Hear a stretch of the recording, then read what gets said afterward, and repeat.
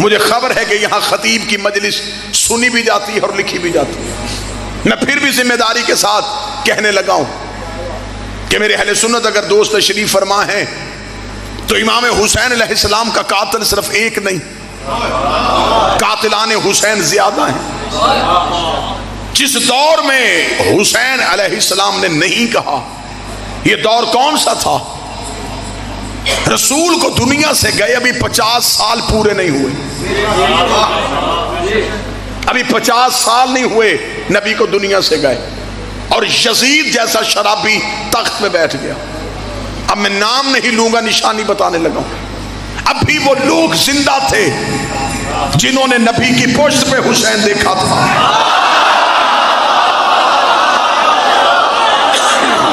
میرا خیال ہے کہ اب مجھے نام لینے کی ضرورت نہیں.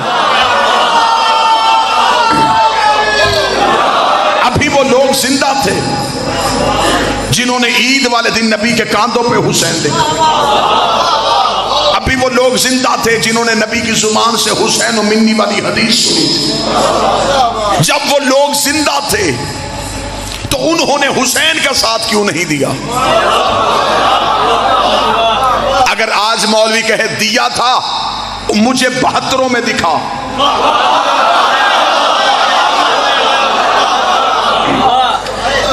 اگر وہ 72 میں نہیں تو اس کا مطلب وہ لاکھوں میں ہے.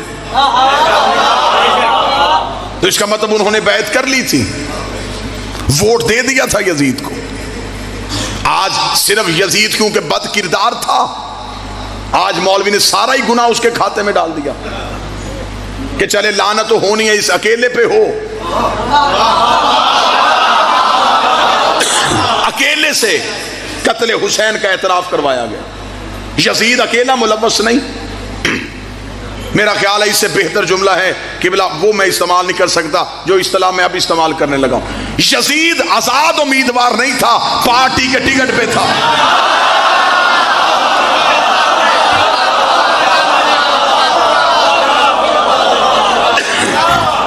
آپ ہمیں بتائیں کہ یزید کی پارٹی کون سی تھی؟ آج جو بھی اٹھتا ہے وہ کہتا ہے جی میں بھی تو شیعوں کے ساتھ ہوں، حسین صحیح تھے، یزید غلط تھا. ہم نے صرف تم سے اکیلا حسین صحیح نہیں کہلوانا، مجبوری بن گئی ہے نا کہ اب اگر حسین کا ساتھ نہیں دیں گے تو پھر یزید کو ماننا پڑے گا. لہذا حسین کی محبت میں حسین کے لیے نہیں آئے، یزید سے بچنے کے لیے حسین کے پیچھے آ گئے کہ ہم بھی کہتے ہیں کہ ہم حسین کے ساتھ ہیں. حسین صحیح کہنے کے لیے کئی غلط کہنے پڑتے ہیں. صرف حسین صحیح نہیں، حسین کا سارا نظام صحیح، اور صرف یزید غلط نہیں، یزید کا سارا نظام غلط. اس دور کے مسلمانوں نے حسین کا ساتھ کیوں نہیں دیا؟ یہ بھی نہیں ہوا کہ امام حسین اچانک قتل ہو گئے ہوں. 26 رجب کو انکار بیعت، 28 رجب کو مدینہ سے روانگی. چل 26 کو حسین کا ساتھ نہیں دیا، 28 کو حسین کے ساتھ مدینہ چھوڑ دیتے. مدینہ نہیں چھوڑا، 6 ماہ حسین مکہ میں بیٹھے رہے. مسلمان حسین کے پیچھے مکہ کیوں نہیں آئے؟ آپ اگر کہیں کہ انہیں خبر ہی نہیں تھی کہ حسین مکہ میں بیٹھے ہیں تو میرے مولا نے تو حکمت عملی ایسی ترتیب دی تھی. حسین نے تو عین حج کے موقع پہ مکہ چھوڑا.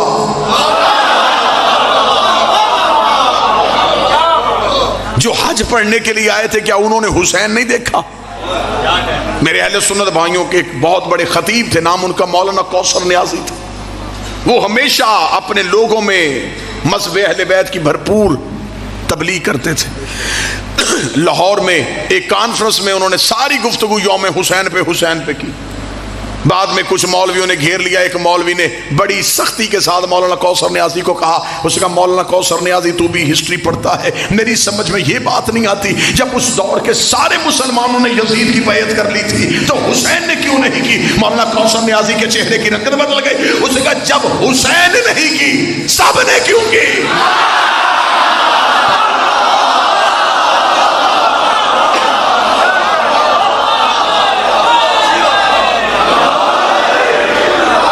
جب امام حسین نے بیعت نہیں کی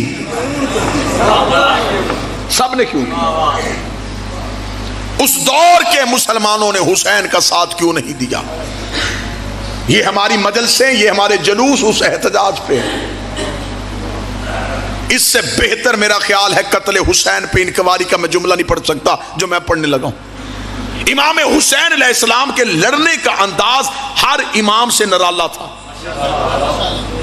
یہی وجہ ہے کہ کربلا نے پورا اسلام زندہ کر دیا۔ کیسے زندہ کیا؟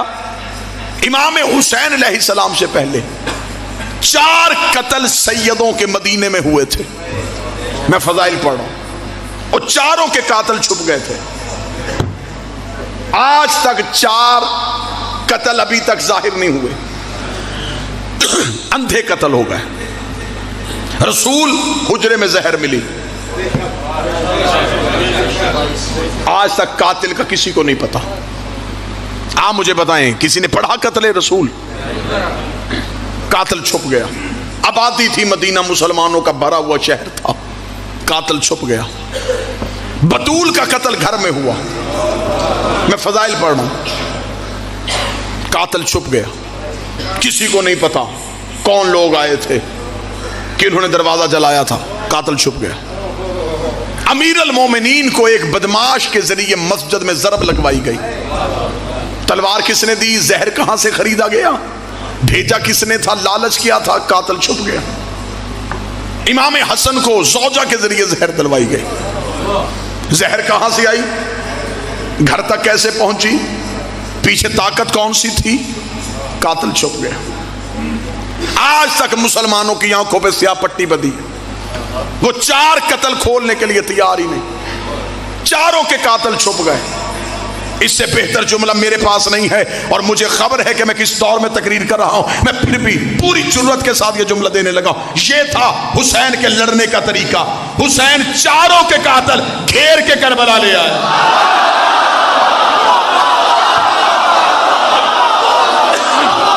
اب بولو جو حسین پہ بول سکتے ہو۔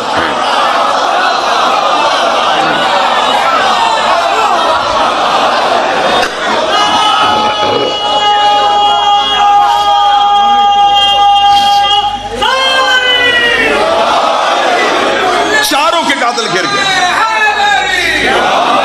حسین کربلا لے آئے۔ یہ صرف حسین کے قاتل نہیں تھے، ان میں 4 ہستیوں کے قاتل موجود تھے۔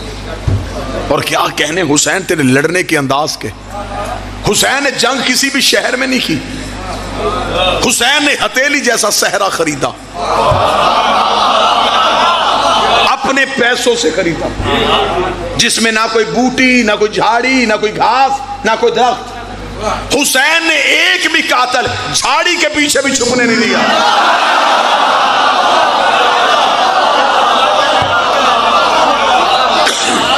حسین مکہ نہیں رکے، نہ حسین پہاڑوں میں لڑے نہ شہر میں۔ حسین نے یوں ہتھیلی جیسا صحرا خریدا، لکو دک صحرا۔ لوگ سمجھتے تھے کہ یہ حسین کو گھیر کے لا رہے ہیں، جبکہ حسین انہیں گھیر کے کربلا لے آئے۔ حسین نے یوں آنکھوں کے سامنے کھڑے کیے، 7 دن تک حسین نے وہاں کھڑے رکھے۔ 10 محرم حسین نے بالکل ایک طویل دن کا انتظار کیا۔ حسین نے یوں سامنے کھڑے کیا، حسین نے کہا اب نہ تمہیں بھاگنے دوں گا نہ چھپنے دوں گا، اب یہ کھڑا ہوں میں تمہارے سامنے۔ تم نے اسلام کا نقاب اڑایا ہوا تھا، تم سورہ منافقون کی عملی تفسیر تھے،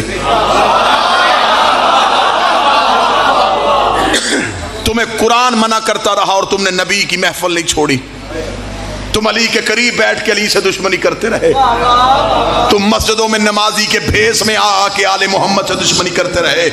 حسین نے سامنے کھڑے کر کے کہا اب میں ادھر کھڑا ہوں، اب مجھے چھوڑ کے نماز پڑھ کے دکھاؤ۔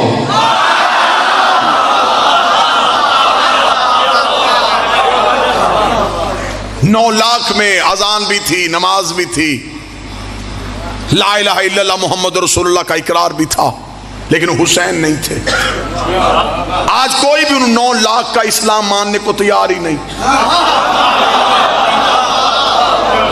ادھر 72 میں بھوک پیاس، لیکن کیا کہنے، اگر ادھر دشمن سے انتقام بھی نرالا لیا ہے تو اپنوں کو نوازا بھی بڑے نرالے طریقے سے ہے.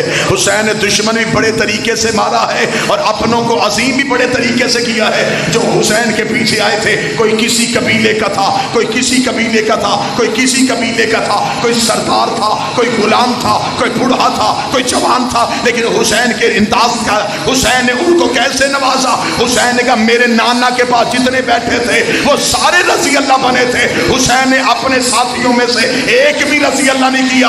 اور بھی علیہ السلام، زہیر بھی علیہ السلام، سعید بھی.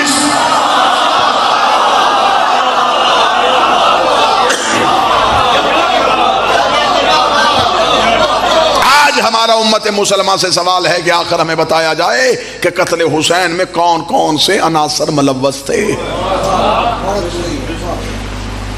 آپ یہ نہ سمجھے کہ شیعوں کا امام ہے، آپ کے نبی کا بیٹا بھی تو ہے نا. تو پھر قتل حسین پہ تحقیق کرو کہ آخر یہ بیعت جو حسین سے مانگی گئی، کیا یہ پہلی بار مانگی گئی تھی؟ اس کا مطلب اس سے پہلے بھی مانگی گئی تھی.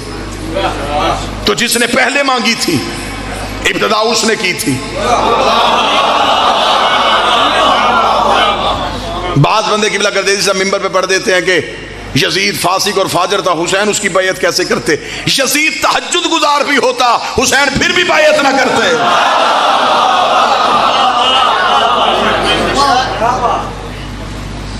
کسی بھی جگہ پہ کوئی قتل ہو، سب سے پہلے بندے پوچھتے ہیں ان کی دشمنی کیا تھی. ایسا ہی ہے، کہیں بھی آپ کو پتہ چلے کسی جگہ پہ قتل ہو گیا، پہلا سوال کریں گے دشمنی کیا تھا. ذاتی رنجش تھی یا خاندانی دشمنی تھی؟ میرا سنی بھائی قتل حسین پہ یہی سوچ لے کہ ذاتی رنجش تھی یا خاندانی دشمنی تھی. جب تو کتاب کھولے گا تو پھر تجھے تاریخ بتائے گی. یہ ذاتی رنجش نہیں تھی. یزید کے باپ کی حسین کے باپ سے لڑائی ہوئی تھی. اس کا مطلب ہے قتل حسین کی جڑ تو پیچھے جا رہی ہے. یزید کے باپ نے لڑائی کی ہے حسین کے باپ سے. مورخ نے آنکھیں بند کر لی، اسے کہا دونوں طرف بڑے لوگ تھے، میں فیصلہ نہیں کر سکتا. خطۂ اجتہادی کا لفظ استعمال کر سکتا ہوں لیکن یہ نہیں بتا سکتا کہ غلط کون تھا. اور اس نے نبی کی حدیث کی نص بھی چھوڑ دی کہ حق علی کے ساتھ ہے. اور قبلہ تشریف فرمائے نبی نے صرف اتنی حدیث نہیں کہی تھی کہ حق علی کے ساتھ، علی حق کے ساتھ ہے، ساتھ نبی نے دعا بھی کی تھی میرے اللہ حق کو ادھر موڑ جدھر علی مڑ جائے، حق کو ادھر پھیر جدھر علی پھر جائے. یہ نہیں کہا تھا کہ علی کو ادھر پھیر جدھر حق مل جائے. اب یہ نہیں دیکھنا حق کہاں ہے، پہلے یہ دیکھنا ہے علی کہاں.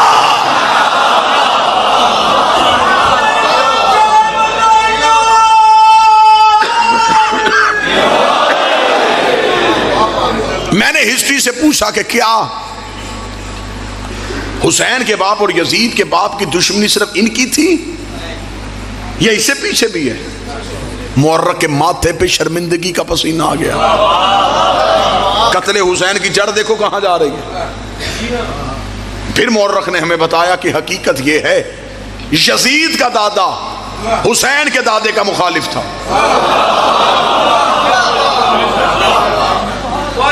میں نے کہا میں ہسٹری کا طالب علم ہوں، میں نے اپنی قوم کے سامنے خطابت کرنی ہوتی ہے، مجھے اس قتل کی کوئی وجہ بتاؤ. کہیں نہ کہیں تو کوئی وجہ ہوگی. اگر یزید کے باپ کی حسین کے باپ کے ساتھ دشمنی تھی، یزید کے دادا کی حسین کے دادا کے ساتھ دشمنی تھی، کوئی نہ کوئی دشمنی کی وجہ، کوئی جاگیر، کوئی جائیداد، کوئی حکومت. آخر یزید کا دادا حسین کے دادا سے کیا چاہتا تھا؟ اتنا کہنا تھا یا طریق کا کلیجے پہ ہاتھ آ گیا. اسے کہا اصل وجہ یہ تھی یزید کا دادا محمد کو قتل کرنا چاہتا تھا، حسین کا دادا نبی کو بچانا چاہتا تھا. اس کا مطلب ہے کہ قتل حسین کی تحقیق کرتے کرتے جب ہم پہنچے تو داداؤں میں دشمنی تھی محمد رسول اللہ کی وجہ سے، دونوں کے باپ میں دشمنی تھی علی ولی اللہ کی وجہ سے،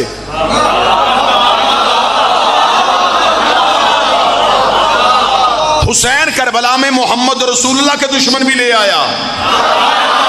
بیٹھا ہے کوئی بندہ محنت سننے والا؟ علی ولی اللہ کے دشمن بھی لے آیا۔ ایک لمحے میں حسین کو 6 گھنٹے لگے 70 سال کے منافق کو اسلام سے باہر نکالنے کے لیے۔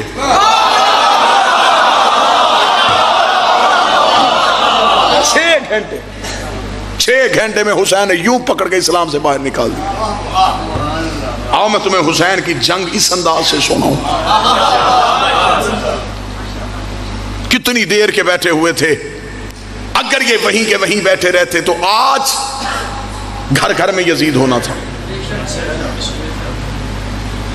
حسین نے یوں اسلام سے باہر نکالے، چہروں سے نقاب اٹھائے۔ آج مولوی کہتا وہ 9 لاکھ کلمہ پڑھتے تھے لیکن مسلمان نہیں تھے۔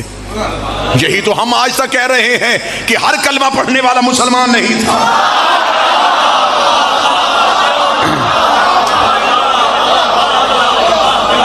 مسلمان کو عقل آئی ہے لیکن نقصان کے بعد۔ جب ہم نے کہا کہ نبی کی محفل میں ہر بندہ مسلمان نہیں تھا، لوگوں نے ہمارے گھر جلا دیے۔ ہم نے کہا علی کے پاس بیٹھنے والا ہر بندہ صحابی نہیں تھا، لوگوں نے ہمیں کافر کہہ دیا۔ ہم نے کہا کہ حسن کے سامنے آنے والا ہر بندہ دین کے ساتھ مخلص نہیں تھا، لوگوں نے ہماری گردنیں کاٹ دی۔ جب حسین کی باری آئی پھر کہنے لگے ہاں ہم مانتے ہیں یہ نمازی نہیں تھے۔ اگر پہلے دن ان کو پہچاننا ہوتا تو پھر جرت ہی نہ ہوتی۔ کیا یزید خود ہی جا کے بیٹھ گیا تھا منبر رسول پہ؟ اس کا مطلب ہے کہ اس سے پہلے کوئی بیٹھا تھا۔ یزید میں اتنی جرت کہاں سے آ گئی کہ شرابی ہو کے نبی کے منبر میں بیٹھے؟ اس کا مطلب ہے اس سے پہلے کسی نے جرت کی تھی۔ جو یہ جرت چلتی چلتی یزید میں آئی، اور یہی وجہ تھی امام حسین علیہ السلام سے جب ولید کے دربار میں کہا گیا تھا حسین آپ یزید کی بیعت کریں گے؟ حسین نے مسکرا کے کہا اسے کہہ دو میں علی کا بیٹا ہوں۔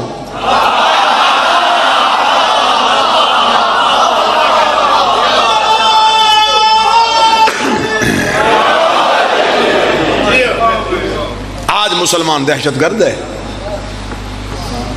آج تو داڑھی دین کی علامت ہی یہ دہشت گرد کی پہچان۔ آج مسلمان پریشان ہے کہ اسلام کے ساتھ کیا ہو رہا ہے۔ تو بتا تو نے پہلے دن کے ساتھ اسلام کے ساتھ کیا کیا ہے؟ آج پریشان ہو گئے کہ ہمارے بچوں کی زندگی خطرے میں۔ آج کہہ رہے ہو کہ جی عیسائی مسلمانوں کو ماننے کے لیے تیار نہیں، وہ کیسے مانے؟ جتنے لٹیرے تھے تم نے سارے اسلام کے ہیرو بنائے۔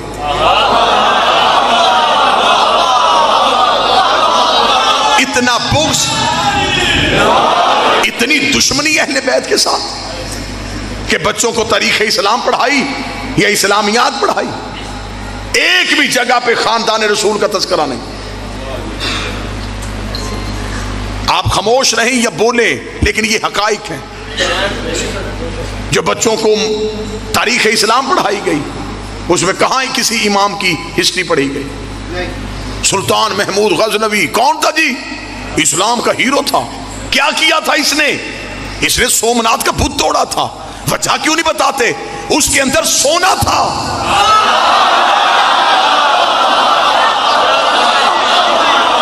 بت شکن ہوتا تو پہلے شہر کے توڑ کے آتا۔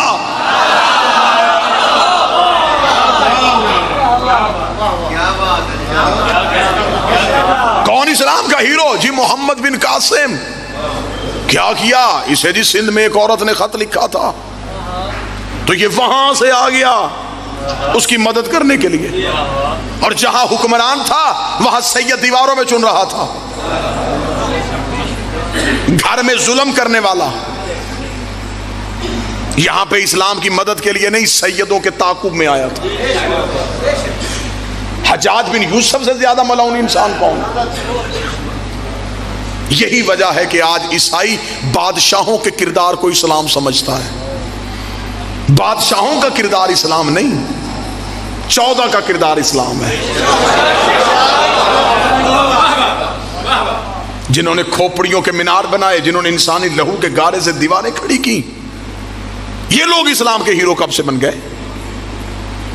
یہی وجہ ہے کہ آج مسلمان دہشت گرد بن گیا، اس لیے کہ جتنا اسلام لیا گیا وہ درباروں سے لیا گیا، قصور اسلام کا نہیں تھا۔ میں بچوں کو سمجھانے کے لیے ایک مثال دے دیتا ہوں۔ جب پہلی بار پانی زمین سے باہر آتا ہے چشمے کی صورت میں، وہ پانی انتہائی اعلیٰ، لذیذ، صاف، شفاف، کیونکہ وہ پہلی بار زمین سے باہر آیا۔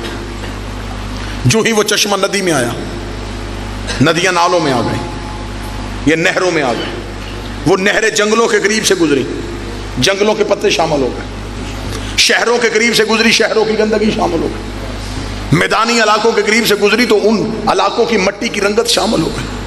اب جب پانی ہم تک پہنچا تو اب ہمیں ڈاکٹروں نے کہا اسے پہلے چھان لینا، ابال لینا، اس میں بیماریاں ہیں، اس کی رنگت تبدیل ہو گئی ہے، اس میں بدبو آ گئی ہے۔ تو پانی تو وہی تھا جس میں صحت تھی۔ اب میں سطر پڑھنے لگا ہوں، جسے موضوع یاد ہے وہ سمجھ آئے گا۔ قصور پانی کا نہیں، رستوں نے پانی کا اثر بدل دیا۔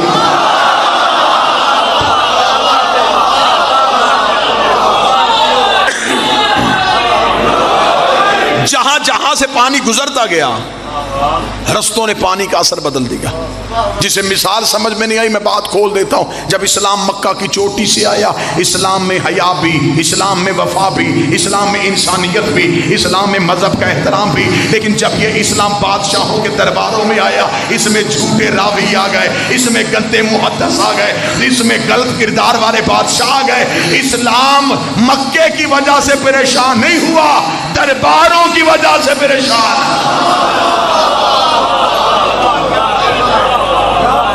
اور بچوں کو تاریخ اسلام میں کیا پڑھایا گیا؟ عروج اسلام، زوال اسلام۔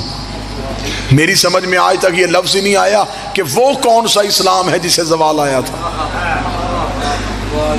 پڑھے لکھے احباب تشریف فرما ہے، ساری دنیا بھی اللہ کو چھوڑ دے، اللہ کی ذات کو کوئی فرق پڑتا ہے؟ بندے اسلام نہ لے کے آتے تو اسلام کو زوال کس چیز کا تھا؟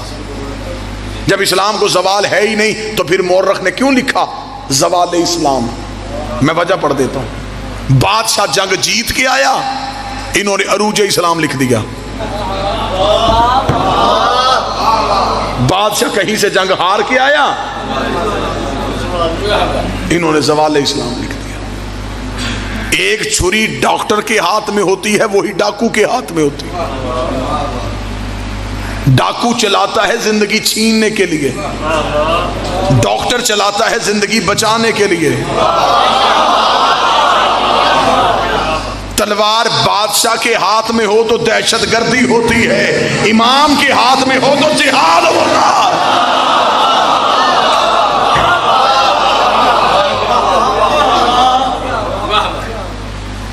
ہمیں فخر ہے کہ ہم ہیں امامت کے دروازے پہ بیٹھے ہوئے، ہم نے دین غدیر سے لیا ہے، ہم مطمئن ہیں۔ ہمیں امام حسین علیہ السلام کی اس قربانی نے ایسا زندہ کر دیا ہے، ہم بڑے سے بڑے بادشاہ کے سامنے بھی نہیں ڈریں گے، اس لیے کہ یہ پیغام انسانیت ہمیں حسین نے دے دیا۔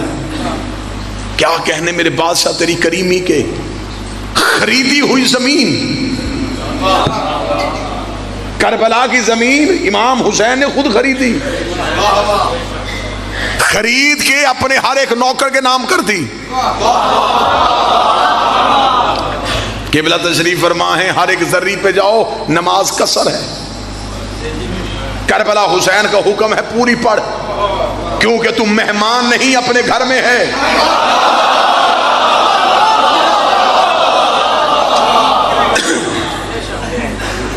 ابھی آ رہے ہیں لوگ اربعین سے واپس، سروں پہ قرآن رکھ کے پوچھنا کتنی بڑی کریمی حسین کی زندہ دیکھ کے آئے ہیں۔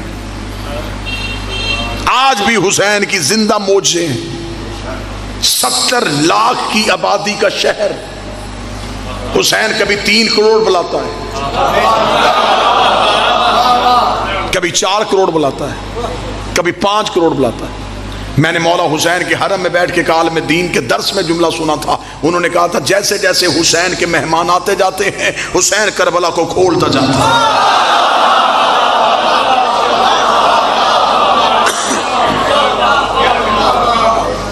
خدا نے اپنے گھر میں صرف امیر بلائے ہیں. اللہ کے گھر جانے کے لیے مستطیع ہونا ضروری ہے. صاحب استطاعت ہو تو آنا, مقروض ہو نہ آنا, بیٹی بیاہنے والی ہے نہ آنا, مزدور ہو نہ آنا. امیر خوش خوش مکے کی طرف چل پڑے, غریب سہم گیا کہ میں کہاں جاؤں گا. حسین کے کرم نے انگڑائی لی. حسین نے کہا تو غریب ہے, قرضہ لے کے کربلا واپس حسین کرے گا. تو قرضہ اٹھا. بس ایک کریمی سناؤں اور سلام کروں. آج تو پھر بھی آسانیاں ہیں. کیا کیا ظلم نہیں ہوا روضہ حسین گرانے کے لیے.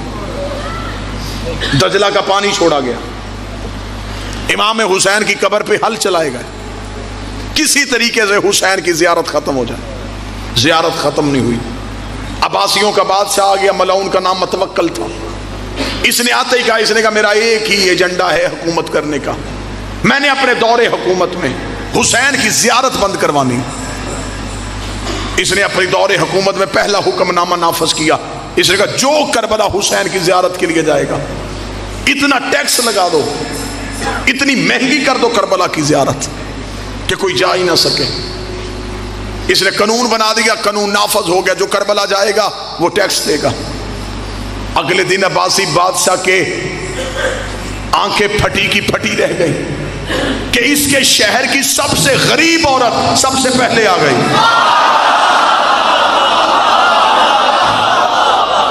اگلی سطر پڑھوں جو عقیدہ سن سکتے ہو.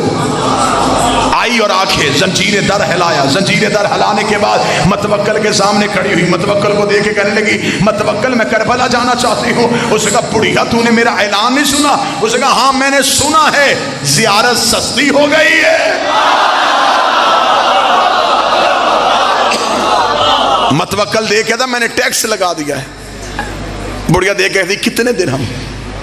اس نے بتایا, اسے چادر کی گرہ کھولی, اس کے سامنے پھینک کر دیا میں جاؤں. متوکل درہم دے کے بڑھیا کا چہرہ دیکھا تھا, یہ کہاں سے لے کے آئی ہے؟ مسکرا کر دی جس نے بلایا ہے اسی نے دیے.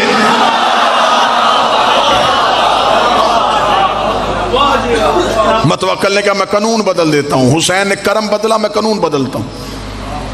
اس نے کہا نہیں, پیسوں کے ساتھ حسین کی زیارت نہیں. جو زیارت حسین کے لیے جائے گا وہ اپنا ایک ہاتھ کٹوائے گا.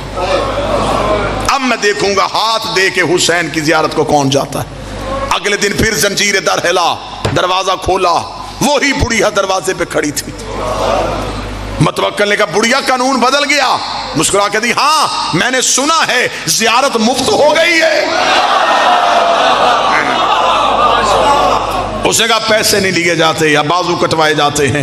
اتنا کہنا تھا, بڑھیا نے اپنا بازو اپنے سر پہ رکھا, رکھ کے کہنے لگی میں یہ بازو دینے کے لیے آئی ہوں. متوکل نے دیکھا بڑھیا پھر یہ بازو سر پہ کیوں رکھا ہے؟ مسکرا کے فرماتی اب یہ حسین کا ہو گیا ہے, اور جو چیز حسین کی ہو جائے اسے ہم اونچائی پہ رکھتے ہیں. اس نے اچھا بڑھیا تو اپنا عشق آزما, میں اپنا ظلم آزماتا ہوں. اس نے جلا سے کہا میری آنکھوں کے سامنے بڑھیا کا ہاتھ کاٹ. بڑھیا کا ایک ہاتھ کٹ گیا, ایک ہاتھ سینے پہ رکھ کے کہی اب میں چلی جاؤں کربلا. اس نے جلا سے کہا دوسرا ہاتھ بھی کاٹ. بڑھیا کا دوسرا ہاتھ بھی کٹ گیا. دیکھ کے کہی اب میں چلی جاؤں کربلا. اس نے اپنے جلا سے کہا میں اب دیکھتا ہوں یہ بڑھیا کربلا کیسے جاتی ہے. اس کا ایک پاؤں کٹ گیا, ایک پاؤں پہ کھڑی ہے, اور دیکھ کے کہی اب میں چلی جاؤں کربلا. اس کا دونوں پاؤں کاٹ, دونوں ہاتھ کٹ گئے, دونوں پاؤں کٹ گئے. اس کا بڑھیا کو نشان عبرت بنا دو. اسے دیکھ کے کوئی کربلا جانے کا سوچے بھی نہ.